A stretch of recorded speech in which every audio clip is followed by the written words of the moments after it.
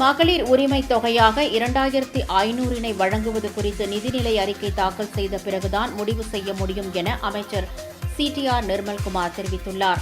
மதுரை மீனாட்சி அம்மன் கோவிலில் சுவாமி தரிசனம் செய்த பின் செய்தியாளர்களிடம் பேசிய அவர், மதுரையில் மாவட்ட காவல் கண்காணிப்பாளர் உயர் அதிகாரிகளுடன் நடைபெற்ற ஆய்வுக் கூட்டத்தின் அடிப்படையில் குட்கா உள்ளிட்ட போதைப் பொருட்கள், சட்டவிரோதமாக இயங்கும் கல்குவாரிகள், டாஸ்மாக் கடைகளை ஆய்வு செய்து ரெய்டு நடத்தி சீல் வைத்து வருகிறார்கள் என்று தெரிவித்தார். இன்னும் 2-3 மாதத்தில் எல்லாம் சீராகி நல்ல முறையில் செல்லும். சட்டம் ஒழுங்கு சரியாக உள்ளது. ஒவ்வொரு நாளும் ஒவ்வொரு துறையையும் முதல்வர் ஆய்வு மேற்கொண்டு வருகிறார் என்றார். ஒவ்வொரு எம்எல்ஏக்களும் எங்களுடைய சட்டமன்ற உறுப்பினர் எல்லாரும் அந்த தொகுதியில் மக்களுக்கு நன்றி தெரிவிக்கும் இதை எல்லா நிகழ்ச்சியை எல்லா இடத்துலையும் செஞ்சுட்டு இருக்காங்க.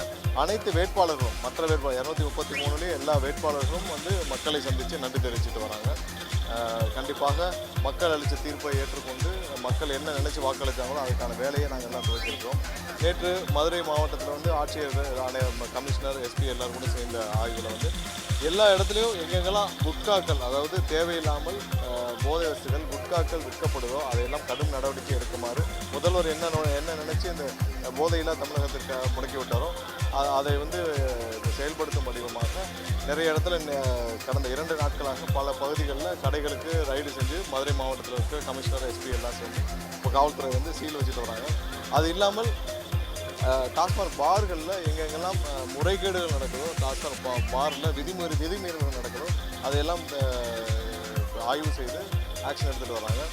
எங்கெங்கெல்லாம் சட்டத்திற்கு புறம்பாக இல்லீகல் மைன்ஸு, இல்லீகல் குவாரிகள் இருக்குதோ அதை எல்லாத்தையும் ஐடென்டிஃபை பண்ணி அது எல்லாத்து மேலே நடவடிக்கை எடுக்கிறதுக்காக அனைத்து வேலைகளும் துவங்கப்பட்டிருக்கு. கண்டிப்பாக எல்லாரும் இது பழைய மாதிரியான ஆட்சி இல்லை. இது தளபதி அண்ணன் முதல்வர் அண்ணன் விஜயோடைய ஆட்சி. முதல்வர் என்ன நினச்சி ஒவ்வொரு நிமிஷம் செயல்பட்டு இருக்கிறோம் அதை செயல்படுத்தும் விதமாக எல்லாரும் நடந்து கொள்ள வேண்டும் என்று கேட்கிறோம். பொதுமக்களும் முழு ஒத்துழைப்பு கொடுத்துட்டு வராங்க.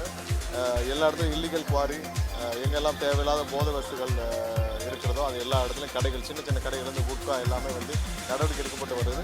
பொதுமக்களும் அனைவரும் கண்டிப்பாக இன்னொரு 2-3 மாதத்துக்குள்ளே எல்லாமே சீரமைக்கப்பட்டு சரியான பாதையில் போகணும்னு கேட்கிறோம்.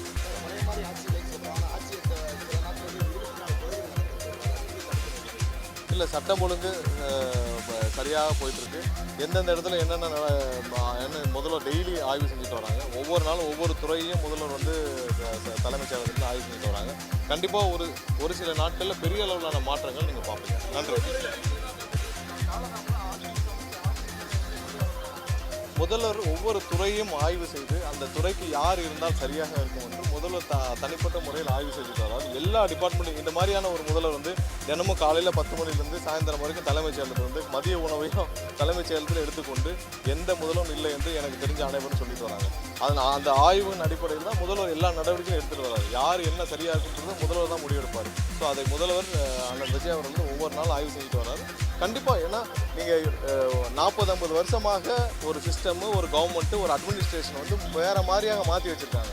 நீங்கள் ஒரே நாளில் போய் நம்ம சரி செய்ய முடியாது. ஸோ அதற்கான முழு ஆய்வை செஞ்சு முதல்வர் முதல் நாளில் சொன்னார். பதவியேற்பு அன்னைக்கு எங்கள் முதல்வர் சொன்னார், எல்லா இடத்துலையும் நம்ம கிளியராக ரிவ்யூ பண்ணிவிட்டு எல்லாத்தையும் ஆடிட் பண்ணிவிட்டு ஒரு தெளிவான வெள்ளை அறிக்கை பப்ளிஷ் பண்ண வேண்டிய கட்டாயத்தில் இருக்கோம்னு சொன்னார். ஏன்னா ஒவ்வொரு டிபார்ட்மெண்ட்லையும் என்ன இருக்குது என்ன இல்லைன்னு மக்கள் தெரிஞ்சுக்கொள்ள வேணும். என்ன நிலைமையில் இருக்குன்னு மக்கள் தெரிஞ்சுக்கணும். என்னென்ன தேவை, என்ன செயல்படுத்த முடியும், என்ன ப்ரையாரிட்டி, என்ன நிலைமையில் இருக்குன்னு எல்லா டிபார்ட்மெண்ட்டையும் ஆய்வு செய்து ஒரு வெள்ளை அறிக்கை பப்ளிஷ் பண்ணணும்னு முதல் நாளே சொன்னார். ஸோ அது எல்லாத்தையும் முடக்கி விட வேண்டிய கட்டாயத்தில் இருக்கும். ஸோ ஒவ்வொரு நாளும் அதற்கான வேலைகளை முதல்வர் செஞ்சுட்டு வரோம். இது மிகப்பெரிய பணி. ஒரு 50 வருஷமாக எல்லா டிபார்ட்மெண்ட், ஏதாவது ஒரு டிபார்ட்மெண்ட் நீங்கள் சிறப்பாக செயல்படுன்னு சொல்ல முடியுமா? இல்லை, எல்லா டிபார்ட்மெண்ட்டும் புறையோடி எல்லா டிபார்ட்மெண்ட்டும் கடுமையான ஒரு நெகட்டிவில் இருக்குது. இப்போ போக்குவரத்து துறை எடுத்திங்கன்னா அது எவ்வளோ சிரமங்கள் இருக்குது, எவ்வளோ கஷ்டங்கள் இருக்குது. ஒவ்வொரு துறையும் பயங்கர நெகட்டிவில் இருக்குது. ஸோ அதோடைய கரண்ட்டில் என்ன நிலைமை இருக்குது அதை முழுசாக ஆடிட் பண்ணால் தான் உங்களுக்கு தெரியும்.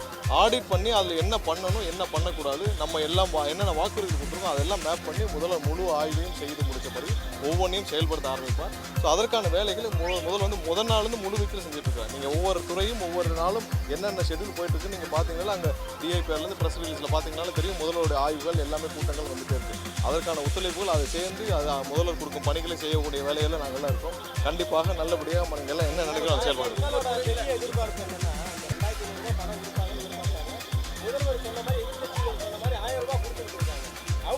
உங்கள் எல்லாருக்கும் தெரியும் ஃபினான்ஷியல் பட்ஜெட்டு இல்லை உங்கள் எல்லாருக்கும் தெரியும் ஃபினான்ஷியல் பட்ஜெட்டு ஃபினான்ஷியல் பெரிய அளவில் நிதி ஒதுக்கீடுகள் எல்லாமே ஃபினான்ஷியல் பட்ஜெட் முடிஞ்ச பிறகு தான் பண்ண முடியும்.